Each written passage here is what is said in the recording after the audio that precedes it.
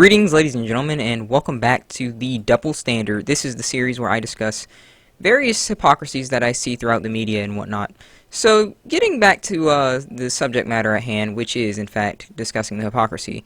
You know, after recording that video last time, I shared it with someone, and they shared it with someone else, and they pretty much said that CNN was pretty much right in the sense that we can't compare the two events and whatnot, and they tried to make it out to seem like the people who were rioting in the days of BLM in the summer were actually Trump supporters, and I just found out how insanely stupid that is. When I heard that, I just walked away from them, because the fact of the matter is you can't really help someone like that, because they're dead set on the fact that they're gonna go with feelings instead of facts no matter what you present to them. You know, when I heard that, I just pretty much said, you know, like, what a joke. And it's not just them, it's the fact that a whole bunch of people like that, you know, think exactly like that. No matter the facts you give, you know, they think otherwise. To this day, they think that everyone in, you know, the Capitol Hill was absolutely 100%, you know, Trump supporters and blah, blah, blah. When in reality, people are very much true when we say that, hey, you know, BLM was there and Antifa was there as well. In fact, don't take my word for it. Let's take a nice little clip of someone who was actually found at the Capitol riots who got arrested. Let's take a listen, shall we?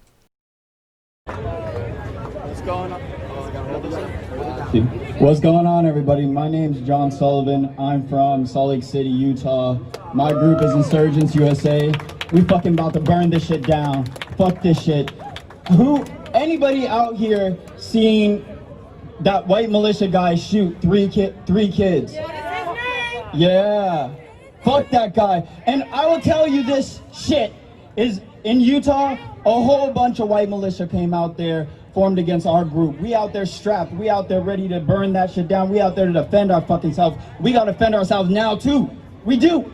Because power to the people. Power to the people. Power to the people. Damn right. We got fucking rip Trump out of that office right over there. Fucking pull him out that shit. Nah, we ain't about fucking waiting until the next election. We about to go get that motherfucker. I ain't about that shit. Because you know what time it is? I want y'all to be after me. It's time for a revolution. It's time for a revolution. It's time for a revolution. Thank you guys. I appreciate y'all. Be safe. Be blessed.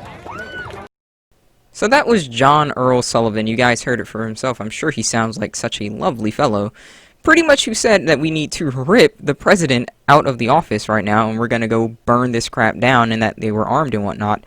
And it's really interesting how in a day and age where apparently we're just supposed to be inciting violence and we use that to justify the means to censor people, you know, I'll give corporations the benefit of the doubt, at least Twitter right now. I can't find his profile, yet I did find in his profile where he was pretty much inciting the violence. Pretty much you see him in pictures that I will put up right now, is armed and pretty much saying, you know, power to the people, usual crap, saying that we need to start a revolution. Clearly not inciting violence according to mainstream media, and it's very interesting that they push this narrative. Watch, here's another thing. As you will see on the screen right now, apparently, people who stormed the Capitol were trying to, you know, assassinate people and whatnot.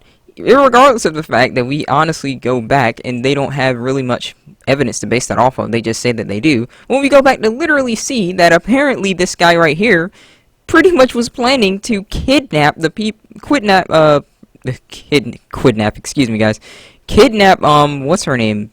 Mayor Whitmer, I think I'm pronouncing that right. And he was a BLM supporter. Now, giving these people again the benefit of the doubt, this is on a news source that is a bit mainstream, but I don't recall seeing this in the actual news. You see, there's a huge difference between people that actually read news and people that watch news. Most people watch news. They don't actually go and look at the articles for themselves. And watching the news, you know, they pack so much information in what, like, just 2 minutes, so you don't really get everything. You actually have to go actually read an article, and most people don't read articles. They just read the headline and they say, well, that's the news. So isn't it very fascinating that apparently we're going to say that, oh, well, this side can incite violence. It's always this side that can incite violence. It's always violence being incited here on this platform and whatnot, and it's never that.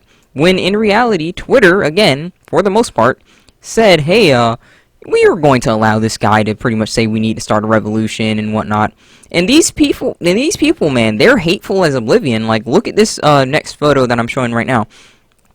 This guy is pretty much saying, you know, like, we need to murder all Nazis and whatnot. Now, listen right here, and, like, don't think that I'm saying, oh, I'm sympathetic to Nazis. We have to understand that people these days throw around insults and labels very, very casually. So, you know, who is a Nazi? Are you actually talking about the Nazi regime? Are you talking about the Nazi machine? Or are you honestly talking about, say, people who disagree with you, who you just say, you're a neo-Nazi and whatnot?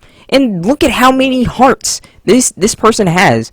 The sheer fact, and again, this is another freaking call to violence when you really think about it. The sheer fact that someone can do this on Twitter and they are still around and get this much attention, this shows the kind of people that are here.